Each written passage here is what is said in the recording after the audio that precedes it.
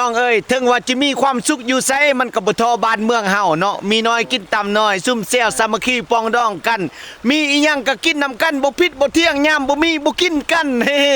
คักสุดพี่น้องอ้าวธรรมชาติบ้านเฮาเด้ออันนี้ปีใหม่ฟ้าใหม่ทุกคนร่ำรวยอ้าวเจ้าของหมาเด้อหั่นเฮ้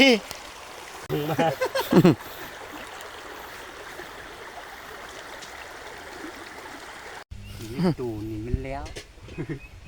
เขาเป็นกินพอบุกินแล้วเขาเนี่ยเอาทำลังมือ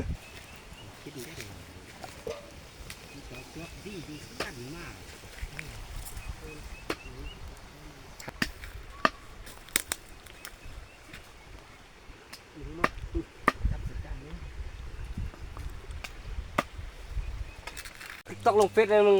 มีกูน่าข้ามมาอีกบ่ได้เรื่องเลยได้เลยกูน่าข้ามมาอีกทำก็เอาคุณเดียวว่าได้เต็มมื้อนี้บ่ได้ปิ้งบ่ปิ้งเลยว่าเอ้า